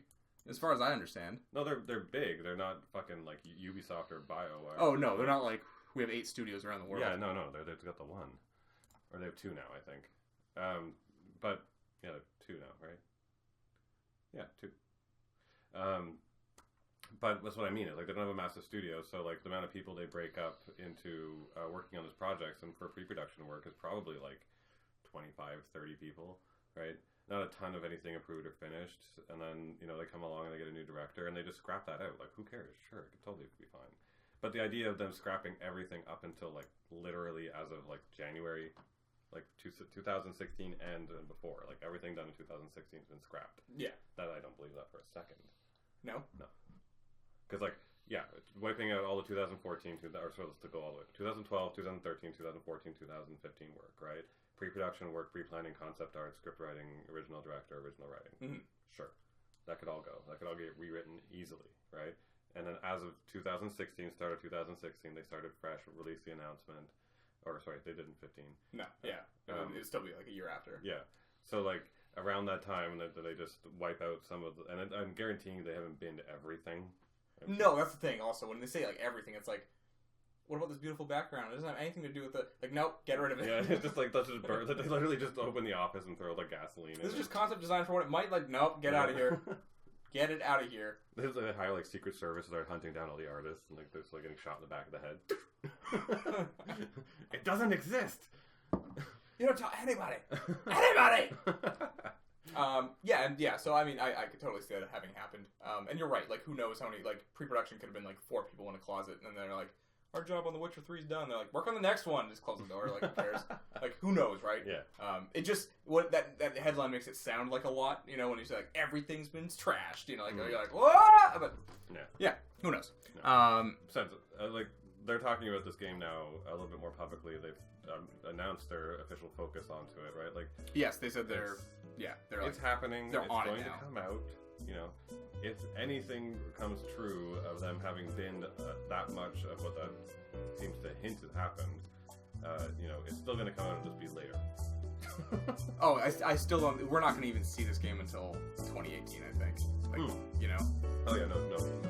I really doubt it. All right, coming up next, Mike's gonna hate on all your favorite games. No, I'm not. Yeah, stay tuned. Why are you doing that to me? I'll prove them wrong in the next segment. You're gonna do it too. No.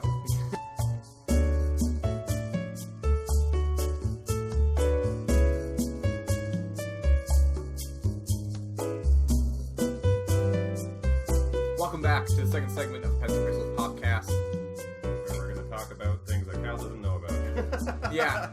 I mean, I know what the topic is. I'm not sure I could word it correctly, so Mike's going to take it from here. Yeah. So what we're going to do is we're going to discuss, are the big studios done? And I don't mean, like, finished as of tomorrow. I just mean that maybe they don't have any more power to them. As a great example is currently right now, if you look at the releases, we've had Final Fantasy 15 and Mass Effect Andromeda come out, continuations of some of the greatest franchises that have ever existed. Final Fantasy being 15 longer than 15 years. Like, what the fuck? Yeah, like 30. 30. Probably 1980, yeah. 1980 was the first one, right? Like, Not 1980, but 1989 was the first one, I think. 30 years of production for them, and then Mass Effect, which has been going for at least over 10. Yeah, it's since 2005. Yeah. 6, something like that. So, and, those releases came out, and while they were not bad games, because they're excellent studios and they know how to craft their product, they weren't incredible, right? They weren't jaw-dropping. And the studios that are doing that these days, and this covers over the basically more recent, the last year or so, is like CD Projekt Red coming out with The Witcher 3, a small studio that's now reaching massive fame and massive size, and but at the same time is releasing content that's just blowing us out of the water. Again, even some of the smaller studios we mentioned before with like the guys did Heavy Rain and all that, and then Guerrilla Games with the random drop of, hey, by the way, we can actually make godlike work with Horizon Zero Dawn. Like, that one is definitely one of the darlings of the whole story. Like, yeah, that was weird. They went from making a fairly mediocre franchise to like one of the best things in years. Yeah, one of the best things I've played in years. But it brings up that question, right? Like, we keep having all these things come out. Like, the next Kingdom Hearts, will it actually like rock our socks? Will the next Final Fantasy remake really actually rock our socks? Will it keep doing that? Are these studios too old now to produce the level of quality? And what is causing that? Is it because we've just, our childhoods are inflating these and making them great? Is it that they have lost that ability because they're too big now and they can't focus in on making really solid, cohesive products on their own, and they're too divided? Yeah, it's I mean, it's an interesting thing you bring up, because like a studio is such a malleable thing. They change so much from year to year, and like the people making Mass Effect Andromeda are not the same people who made Mass Effect 1, by and large. I'm sure there's still some people on the team and stuff. I think there's like one or two, yeah. You know, but I know like the two heads of Bioware left somewhere after Mass Effect 3. Mm-hmm. Casey. They're doctors. I don't remember. They actually have PhDs and shit. It's Casey something, whatever. But they left at some point, and I don't know if the rest, like a bunch of the other team, left as well. But like, this is kind of a new team as well, right? Bioware Edmonton was launched with the goal of improving Mass Effect Andromeda, and it was an entirely new team. They hired fresh people right across the board. Mm-hmm. So is it, in that case, is it a case of like, well, it's not the original creators working on the thing we still love, so it feels different, I think that plays a component. It definitely plays a component in it for sure, and I mean that's true for any game. It's not the Bioware that we knew making that game. It's someone else. But those studios have pulled it off. So like back in the day when Ubisoft was still kind of fractured, not fractured, but it had its weird hole with Ubisoft Montreal, which almost had its own brand. Like every game that was made by Ubisoft Montreal had a Ubisoft Montreal logo on it instead of just Ubisoft. I mean, that's not the case anymore because they were like, these guys are getting bigger than their own company. But Ubisoft Montreal, when it was that little cohesive home where that studio produced its own games and did its own thing and had its hand in its own product, that team changed a lot. I had friends who came in and out of that studio over and over and over again for different projects. And the games were consistently amazing. All the Assassin's Creeds, all the Prince of Persias, and the fucking what is that other one? Splinter Cell? Is that what they do? Yep. Yeah. All of those games came out like perfection, right? And despite the teams changing hands at any point, but the studio it was smaller. It was more focused. It had its goals, and it had its properties, and it was just ready to kind of go, right? And then the moment it merged in with the greater beast that is Ubisoft, suddenly you've got inside-out faces that horrify children. So, like, is the time over? And would that be a good thing? I mean, even think about something like Capcom. Capcom for a long time was not putting out quality stuff. No. Just with Resident Evil 7 did very well critically and commercially, so like they might be back to their ways, but for a long time there's this middle ground where Capcom was just kind of putting out mediocre shit. It was just like not hitting. It was a very cult based, like it's like the Street Fighter cult fans, and that's the thing. Like they have these, especially Capcom has these fucking franchises that people love, like Street Fighter, like Mega Man, like Breath of Fire. Remember Breath of Fire? Breath of Fire. No one remembers Breath of Fire now. Yeah. Just shit like that where like, yeah, like I don't know if it's they've been in the industry so long that maybe the vets are out of touch. Well, that's what makes a modern game good. Yeah, I mean that's one of the questions. I don't think there's like an answer to saying that they're out of touch or they aren't. I mean, well, what is out of touch is the fucking what we read about Final Fantasy 15 about how most of the company, I guess, it was very hesitant about the change to like action RPG rather than turn based, and like, I mean, Persona 5 speaks differently, but I feel in most cases you'd be fucking crazy to release a turn-based game. Persona 5 is a very particular market. Oh, for sure. That's like if you do anything to this because it literally only functions in one way. Like it's a very specific system. But Final Fantasy 15 is an excellent example on the contrast of that as well because the director there, Takamura or something like that. Takase? No, I don't know. I can't remember. He went hardcore, remember, on taking in fan feedback to releasing a demo getting the feedback on that the battle system was actually a bit wonky, that we weren't liking certain things, blah blah blah. Now, I mean, he went a little far with his like, I'm making 10,000 projects on the side, but that's him testing that, and I don't think they're going to do it again. But he took in a lot of fan feedback in order to make Final Fantasy 15 something that everyone would like, because they knew that doing what they thought was correct failed, because they just kept failing. Like, they from 10, almost 4 games were like just not successful. Yeah, I feel especially for Final Fantasy series, I feel like 10 onwards. Not that the games were bad necessarily, but like it was very much more of a mixed reception. Yeah. You know what I mean? It was like 12 is like people like it, but it's not for everybody. 13, like a lot of people don't like this as much, and then like 14 was online again, and then even 15, which was like pretty well received. Like I've seen a lot of people just talking about it, being like, not for me type thing, and it's like we loved it, but like, it still wasn't the greatest Final Fantasy I've ever played. I remember saying to you that I don't feel like I got like Final Fantasy. You know what I mean? Like I didn't sit down and get like 80 hours of eyes drying out while I'm just like, I want to see everything.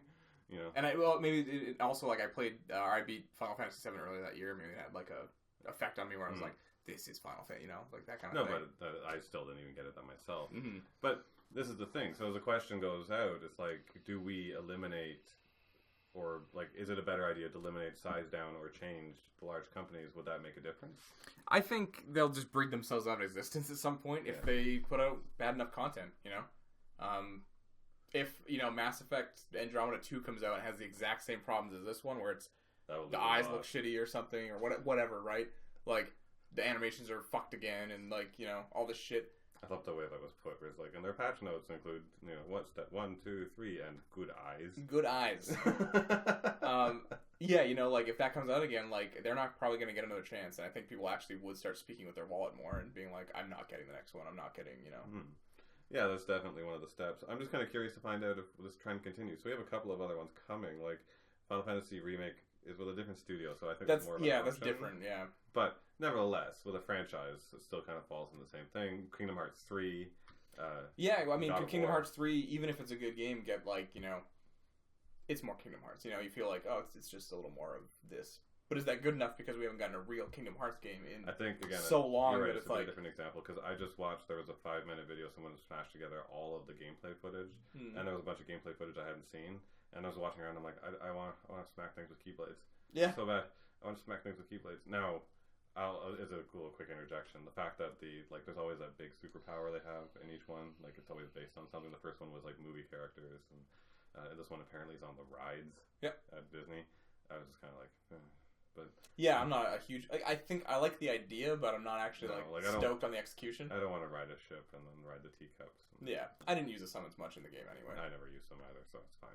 It was better just to hit things. But yeah, I'm really interested in wanting to play that and get to that point. But if it sucks and it's gone, it's like the pattern's complete at that point. And is that it? Is it true that studios that just get too big means that it's over? Do you mean that like I don't think the name Square is ever going to go away, but someone else will probably buy it up and publish under it or whatever the fuck. But I mean, again, if they put out bad enough content for long enough, I think you just eventually kind of wither away. Well, it's more like if if this all goes sour and that's the truth, and so bad, so sad. If you look at films right now, right, in film, Marvel is kicking ass and everything like that, and all of the films that suck, like they keep coming. There's just always this trend of crappy coming from a place, and they never really lose much for it. So take Marvel succeeding and DC failing. Right? Like DC keeps making movies. They do, but they're making money on those movies. That's the thing; they're not like losing. Oh yeah, money. and so are these studios. These studios are still making money. That's true. It's a little more risky, I think, with games because you spend so much making them. I think you just end up tarnishing your brand.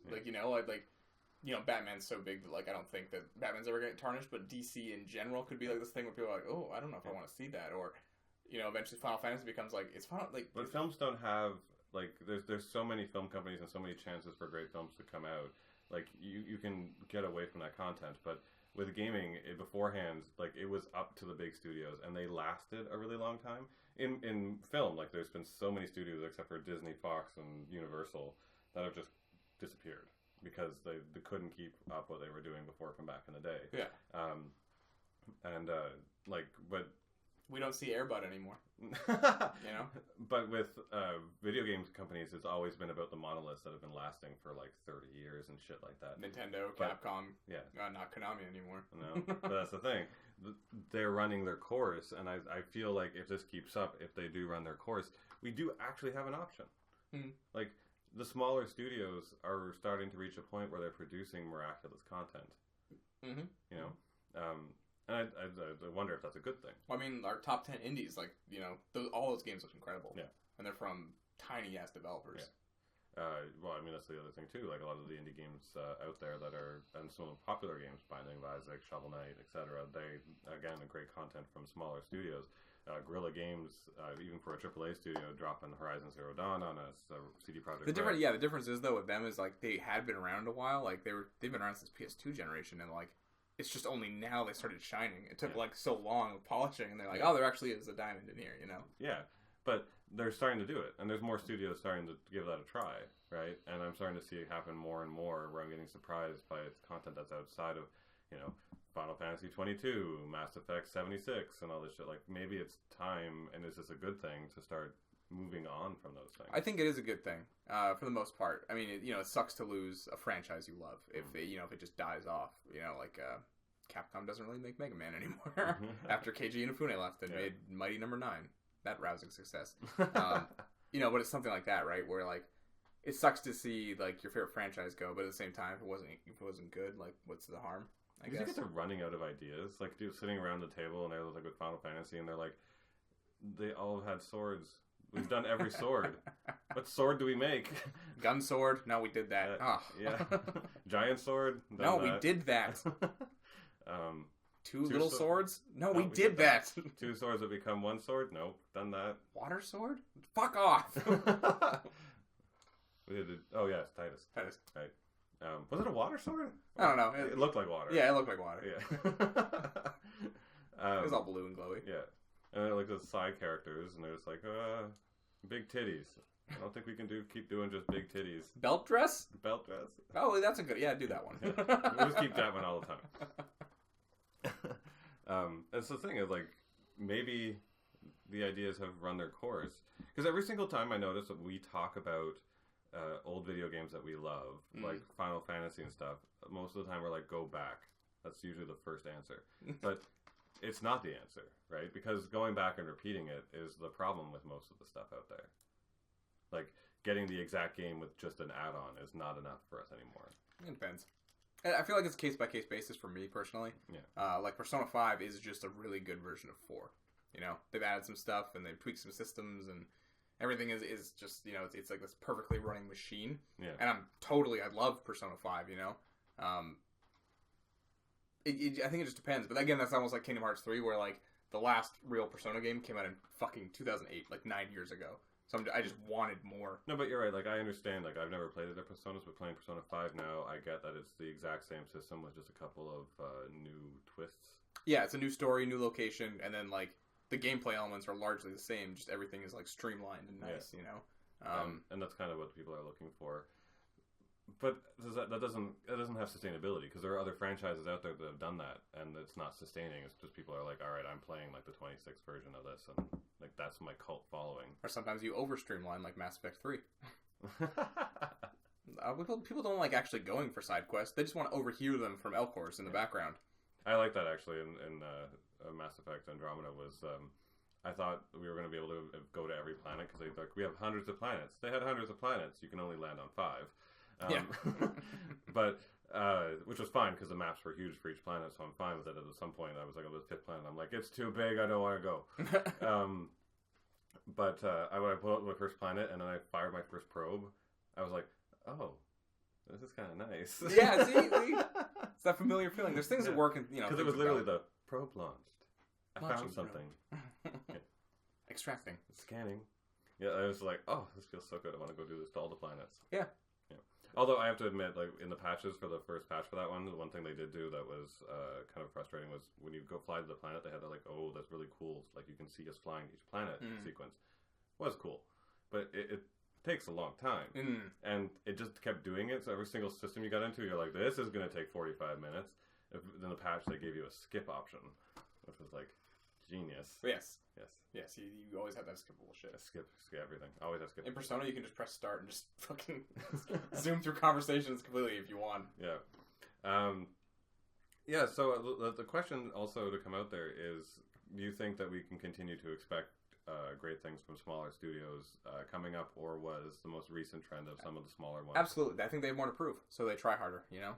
And not to say that, you know, people at Square working on Final Fantasy 15 for the last 18 years were, like, not trying, but, like, you know, there's something always unique about fresh blood in the industry, and, like, they really have something to prove, and they, you know, they have this new thing. The guy who made Binding of Isaac made Super Meat Boy. It's a super intense, crazy platformer. Like, have you played that one?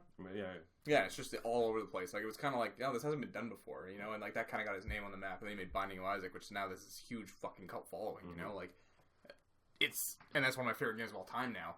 And it's this little random indie game that, you know, I never would have, if you had asked me, like, 5 years ago, like, is an indie game ever going to be in your top 5 games of all time? I'd be like, no. Like, you know, it's the stuff that was out then, you know, I would have been like, no. Like, Limbo was cool, but I'm not going to, you know, it's not my top 5.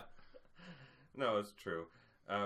But, like, we have, in the same classification as CD Projekt Red, in the same classification as Guerrilla Games, we have other studios. I would put, like, Sucker Punch kind of in the same level. Where, like, we're waiting to see what they come out with next. Like, I was a huge, huge fan of the Infamous games, even though the last one was a piece of shit. But the first, it was fucking whiny Indian boy running around, like, with chains and, so bad. So bad. I mean, I didn't hear it was bad. I heard it was good, but, like, it wasn't the same oomph as the other ones, which was that because of it being just more of the same, but it was literally just better, the same thing, you know? With a new character and a more child-proof combat system. Like, it didn't play with the challenge the other one had, and it didn't have any texture or feeling to it. It wasn't just Cole. Like, Cole was a pretty cardboard character to begin with. I didn't have a huge connection to him. Yeah. So it wasn't about that. It was just like, instead I got a whiny teen who had all the powers and everything was just push button to make everything dead. It was just like, I'm bored. Understandable. Yeah. But, like, they have a new project coming up that's going to be interesting. The guys who are doing Detroit. Quantic Dream. Like, they have a new game coming. They're all game studios in the kind of the same level. Like, you can't put confidence behind that shit. You can't sit back and say you know it's going to be good. Not anymore. Oh.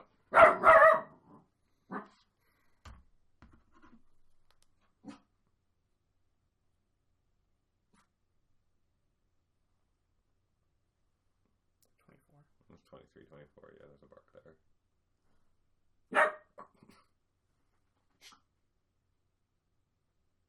Don't give me cute eyes.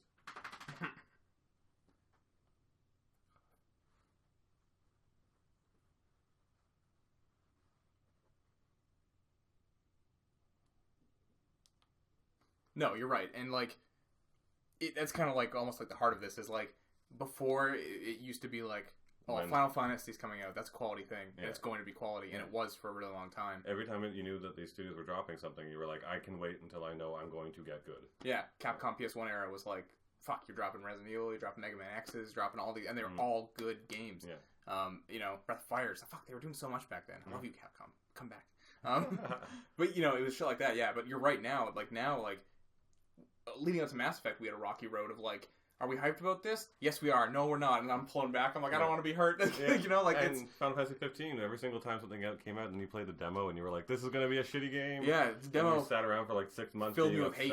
Filled me with hate and fucking sadness. Yeah. Yeah, and it's just become this thing where it's like we're obviously really looking forward to them because we love the franchises, but like, it's not fulfilling our needs like it used to. It's like you have to break up. You know, you have to be like, oh fuck, It's not me, it's you. It's like you just had your I haven't really changed. I still like good things. You just aren't good anymore. So let me clarify.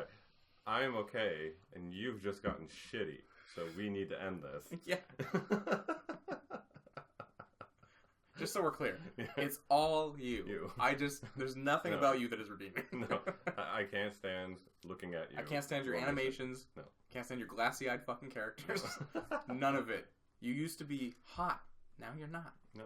You've just lost it all. You're wrinkled and old, and you smell funny. Kind of like taquitos. Ageless fucking cherub. That's right. Naked baby with wings. That's what I am compared to you.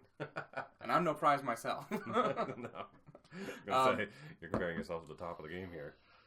So, yeah, I mean, it's kind of a weird esoteric conversation. Like, I don't think the names itself are ever going to go away. Like, I think if, Capcom filed for bankruptcy and had to sell its assets, someone's going to buy that name just to, like, trick consumers type thing. I was not to think they should go away. I think it's should they. Should they go away? Yeah, should they just No, stop? because I think in a lot of these... Well, okay, no, in 2 out of 3 cases we're talking about here, like, if you talk about Final Fantasy 15, there's so many, like, kernels of good ideas in there where I finally feel like they can redeem Final Fantasy, and, like, 16 could really be something really special. Capcom seems back on the game with Resident Evil 7. Like, they could really revitalize that series now, you know what I mean? Like, they could do it. Mass Effect is kind of a weird one, where it's like, even with all the patches and stuff, do you still feel like it's, up to the Mass Effect tier, or is it still, like, a little lower? It's lower. Like, lower. that's... It's Mass Effect 3. Yeah. Oh, okay. Yeah. Like, Mass Effect 3, like, we both enjoyed that game thoroughly, and we're still totally happy with the Mass Effect. And after everyone freaked out before I played it and let me know that the ending was going to suck, the burn wasn't so bad. And I didn't even think the ending sucked that bad. I mean, it wasn't the greatest choice, but, it wasn't, like, the worst thing that ever happened. It was just, I mean, I don't want to get totally into it, but the disappointing thing is that, like, in a fucking series about choices and things that matter, your ending is like, pick red, blue, or green. And by the way, they're all the same. Yeah. They're literally all the same ending, but, like, there's a slight difference to them. Like, that was the disappointing thing. It wasn't that the endings themselves, like, were bad necessarily. It was like, you only get those choices. And then when also the first time, I don't know if you played it with patch or not, but, like, they didn't tell you fuck all about what happened to anybody. It was like, well, what about Tally? What about, like, Rex? What about Grant? And they were just like, no, sorry, everyone's a robot now, bye. It's like, oh, I guess. Actually, as a strange chance just to give an answer, and this isn't a spoiler in any case, I figured it out. The ending has to have been either destroy or what is the other one? Corrupt? Like take them over? Yeah. Like, the middle one's merged with them. The merge one didn't happen. It's not an option because the ship is 600 years for Andromeda traveling, right? Yeah. When they left was like right when the war happened with the Reapers, right? Well, they left. No, didn't they leave before that? I thought it was. They left right after Mass Effect 2. They left. They left after the Collectors, which is like a year. Sure. Right? So they're not far enough out to escape the wave that changed like the entire galaxy into half robot people. They're like barely left the door. I honestly don't think we'll ever know the answer to that question. Oh, I don't think we're ever going to go back to that galaxy. I can't. You know what I mean? I won't say anything. If you are interested in having some clarification on what happened with all of it, play the game. They actually do answer a few questions. All right. I mean, I am playing it eventually. Yes. Get ready for a spoiler cast mid-June. Yeah, so, like, getting rid of them, like, I think, like, having them stop, I mean, as a counter-argument, is not actually, like, you're right. Like, it's weird, and it is on a circumstance. If you would have asked me, like, after Final Fantasy, all 3 Final Fantasy 13s, should Square just stop? I'd be like, yeah. They have nothing left. Yeah. They don't have anything left in them. But, yeah, now seeing, like... argument. You're kind of changing my... Like, I was going to sit back, and my original thought was actually, like, maybe their times are done. It's time to just stop. Because, like, I had such a good time with Horizon. I'm looking forward to more of that. If they're willing to adapt, I think they can still make something special. It's you're right. Yeah, you're right. It's sticking to the formula, right? Like, maybe Persona 6 can't be this again. It has been this for... It'll be 3 games now. Yeah. 3, 4, 5 are all very similar. Mm-hmm. Just refinements upon each other. Can 6 just be that? I don't know. I don't think the sales would maintain. That's the thing, right? Like with this one, I think everyone's like, "Hey, we finally got the Persona we were all looking for," which is exactly what they need to deliver. But I don't think they can do it again, and They definitely can't do it again after that. And that's when I'm like, all right, the studio gets too big and too bloated, and it just ends up turning out something that's never going to meet our expectations. Mm-hmm. But you're right. It does fall on a case-by-case basis. The only thing is that Square Enix has always been kind of a weird duck when it comes to all of that like whole kind of thing, because they are always really good at changing. Final Fantasy was supposed to literally be their final game, right? And then they came up and they're just like, we're going to toss all of our creativity into one bucket, and then boom, explosion, incredible, right? And then they did 7, 8, and 9, and 10, and then Kingdom Hearts? Was Kingdom Hearts before 10 or after? I think 11 and Kingdom Hearts came around right at the same time. Yeah. So I think 10 and then Kingdom Hearts, yeah. So they did 10, and everyone's like, they can't top themselves. They do 11 mixed results with the whole MMO universe, and then suddenly they're like, we're partnering with Disney. And you're like, what? This sounds dumb. This was the greatest thing you've ever come up with in your lives. Like, I loved that when I got it. I'm like, Disney and Square Enix, why can't I put this down? And then, like, shit. And then now, again, they're doing the, like, we just tossed everything out. And we're trying something completely new. Capcom, Resident Evil 6, for all its faults, did well financially for them. But, they took the fan feedback and they're like, we just can't keep making this game. Like, we just made a shittier version of Final Fantasy, or Resident Evil 4 twice, you know what I mean? Like, Resident Evil 5 was, like, slightly worse, but, like, still good. And then 6 was like, that's not very good anymore. And now 7, they're like, let's do something new again. Let's revitalize it. So, yeah, if they're willing to learn and adapt and change, I think it falls to you right to particular studios. Like, Ubisoft right now, I feel, needs a death. Well, to be fair to Ubisoft, they did take a year off of Assassin's Creed to, like... Make more Assassin's Creed. Yeah, but, like, we don't know what it's going to be like when it comes back yet. Yeah, but I don't need more Assassin's Creed. How many more, like, fucking 0.5 Assassin's Creeds? It's literally the same game, but I've never played one, so I don't know, but, like... No, but, like, that was the thing. I played Assassin's Creed 1 to 3, plus the 2.5, which I actually enjoyed, Brotherhood. And then I played, which one the one was Assassin's Creed, the one with Connor? With the Native American one? Yeah, that was it. Okay. Yeah, that was 3. So then I played the one right after that. That was that was the one everyone started hating on. Yeah. And I played Black Flag, which everyone loved because of the ships and shit. And again, all it was like, oh, this time you have a ship, or this time you have 2 daggers instead of 1, and it was just more of the same. Okay, well, one of those things is, here's an extra weapon, and one of these things is like, here's an entirely different system. But at the end of the day, you're still like supposed to be this assassin, and you're supposed to go climb up long, tall towers and blah, blah, blah. Like, so it's just like, instead now, when you travel around, you get a ship. Like, really, at the end of the day, it is just an add-on. It's not like you change the core. Wasn't there like ship combat and all that shit? Yeah, everyone loved it. I thought it was like entertaining, but I couldn't keep. My roommate at the time really liked it, and like, he wasn't like a hardcore Assassin's guy. He was like, I played I think he played 2 and then skipped them all until Black Flag, and then he really liked this one. So I don't know. I just had played so much Assassin's Creed by that point. I was like, oh, okay, no more. Like, I just don't really care. And I mean, there's a hardcore fans out there, and I'm sure they're great games, but like, just wasn't for me. And I'm like, this is too much. And then fucking New York bad online game. No, they're a bad game they made. They're a bad Destiny ripoff. Division. Yeah. Like, it wasn't the right moves. Everything's not the right moves. I've listened to their business plans and like corporate meetings and stuff. Not the right decisions at all. And I'm just like, guys, you gotta like take Ubisoft, collapse all of your like branches, bring them down to like 2-3 studios, and get focused in on even tackling back into old stuff. Like, go back to Prince of Persia. Yeah. It's time for a comeback with that. Like, there's a good... Stop with the fucking Assassin's Creed. There's a division within Ubisoft. I forget what it's called. It has a name. But it's like their small division where, like, they make... Ubisoft. Yeah, where they made Rayman. Yeah. Rayman games are fucking great. And the they 2D did ones. The Little Princess one. Yeah, the RPG. Yeah. Yeah, that one too. That was great. I forgot what it was called. I forgot, but it was a beautiful game. Yeah, absolutely. Those games are great from Ubisoft, like... But that's again, it's a small little section of it of Ubisoft Toronto that started the UbiArt initiative, and then was like, we're going to do this, and they made Child of Light. Yeah.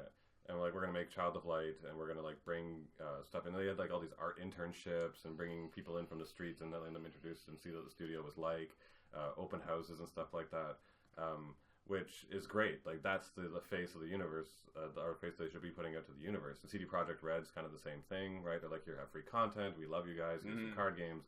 Here's, like, posters and fun shit, and we're going to go talk to you, right? Even that thing they did with the clearing up all the fuss about the CyberPunk, like, copyright, just to be like, hey guys, like, this is what's going on with it. There's no reason to be mad. You can still use the CyberPunk name and blah blah blah stuff. Like, it was really, that wasn't really like considerate thing of them to do, because there was this like kind of little like people were like, oh, I don't know, well that seems like kind of, and they're like, no, it's just this, and they're like, oh, they didn't have to do that. They just could have sat back and been like, whatever, But it's part of that like whole keeping like the corporation into a part where the family and the investment of the people involved are still interested in the form of what they're producing. I mean, hell, look at Apple. The moment Steve Jobs died, and suddenly whoever took over was just something like, thing goes in butt, you're like, fuck, when things get too big and the hands get too far apart, there's like Ubisoft, and they start passing things around, like, there's a company that needs to be like restructured to something smaller and more efficient, because it can clearly do such things like that. Yeah, for sure. Square Enix is one that takes a really good example where they never really expanded their studios much further. Like, they haven't opened up a whole bunch of fresh ones. They haven't, not a ton, not in comparison to Ubisoft or EA or any of those. I just don't know. I don't know how big they are. I mean, they're gotta be They're pretty big, and they have a lot of studios. They even have one in Montreal, but they haven't done massive expansion in any but also with the Square Enix one in Montreal is like they're working on a new Tomb Raider type thing. Yeah. You know, it's not like they're not involved in Final Fantasy at all. It's not like Ubisoft where they're like, we got these people to over here in Ubisoft Shanghai to animate the legs, and then over there they animated the arms, and like that makes for good workflow. And you're like, what? You see, the Chinese work backwards, and then the English people work forwards, so then the faces invert. And then and then they meet in the middle, and then for fuck's sakes. I don't know. Can you imagine the game of telephone like that when they're doing it like, I need you to make a leg. I need you to make a peg. I need you to peg a leg. And it just keeps going until eventually there's just this character that's made of peg legs. This is not what we asked for. I think it is. Here's the documentation. We can record this. To wrap up, it's a case by case basis. I don't think you can make a blanket statement like, oh, all the ancient devs are, terrible now, or like should we put out to pasture type thing. No. We shouldn't put them down. Even someone like Nintendo has been up and down more in the years than they have been. Nintendo has always been known for their quality no matter what, even if their system wasn't selling well, like the GameCube, the GameCube didn't do very well, but like the games on that were high quality. Yeah. In recent years they've had shit like Star Fox Zero they let come out, which wasn't by them, it was by Platinum, but like they let it come out. You let that happen. They did. You're just standing outside of the door, and it's like the Shigeru Miyamoto comes out, and you're like holding a copy of it, and you're like, you let this happen. Why? Or like stuff like Pikmin, which is just kind of like underwhelming. Pikmin is no one's ever like, yay, Pikmin. So I know some people who fucking worship Pikmin. Like, here's a fucking thing. It exists now. It's not blowing anyone out of the water like Zelda or Mario does. But they also do stuff. They're also doing stuff like Splatoon, which that is something people are loving. Mm-hmm. Like that's a new franchise from them for the first time in a long time, where people are like, yes, this is a thing I like. So I think for my closing thought on it too is as it changed in my head actually over this conversation, which is part of the reason I love doing this podcast, is I think as consumers now, we need to look at the business behind the companies when it happens. So instead of going like, oh my god, Mass Effect, how dare you fuck up your animations and stuff, go and be like, all right guys, I think you have gotten to a point where this doesn't work, because businesses are very, very forward about their practices. Like they let you know how everything's made, how the steps it takes. They talk about it everywhere. You can find the information. It's not a question, right? Like I'm a nobody, and I somehow have an insight into how Ubisoft works because I went to a couple of conferences, and the lady stood up and said she plays telephone with their games. Sure. The average consumer is not going to do that. You're talking to like our audience, right? Like the more plugged in gamer who's like, yeah, but we also, that's the thing. Don't attack developers on Twitter. Don't attack anyone on Twitter. Stop sending fucking death threats, for God's sakes. That's a whole other conversation. It's fine. It's just a game. We've been disappointed before. Yeah. Constantly. That's all our lives are. We do this podcast together. We just go home and sit in the hole and then come back together to complain about games. It's cathartic. That's it. That's all we are. Yeah, but for my final thing is for the people who are in the know, the people who we change public perception. Because people come to us and go did you like that game? How many people come and ask you if you like a game, and it determines whether they like a game? Like, everyone. Yeah, I mean, in my friends group, for sure. Yeah, they're all like, did you like it? If Cal doesn't like it, I'm not playing it. That's usually the idea. So, people who are listening to this are obviously the same audience. You guys are in the know. You can find out. Look into how it got there, right? Don't just go oh, you can't, you're losers and you're broken. And then say that to them. Go to Bioware and be like, guys, I think there's something broken in the process here. Maybe it's time to structure down to something different. Look at what you did with this. What was it about it that did that? Because we love that, right? That's great feedback to them. And maybe, well, not even maybe, I know they're listening, because you know what? They're public companies that run on what you like, and they want to know. Yeah, I think most. And don't write it. You're right. With scathing hatred, and be like, you used to do it better back in the day, so I'll murder your children until you do. That. Don't just be. Be a regular human being about it. Don't be an anonymous weirdo behind the computer screen spouting death threats. Mm-hmm. You can be constructive in your criticisms, and I think we can make a lot of different changes, and hopefully, people like Ubisoft and other companies that have broken by getting so big. And you're right, people do listen. When there is an overwhelming amount of people on, say, Twitter or something, mm-hmm. right, saying something, the company, even if it's just the person managing the social media, the word is finally going to get back to be EA's count. People everyone just keeps hashtagging our pictures Skate 4 no matter what I put up. It's just Skate 4 all the time. So, like, there's at least conversations happening about that, even if they're like, no, we're never making a fucking skate game again. Like, if it keeps getting mentioned, it's going to keep getting brought up. Yes. So I need you all to start. Hashtag Breath of Fire and just tweet it at Breath of Fire and just fucking at Capcom daily, hourly, whatever you want to do. Yeah. Do this for me.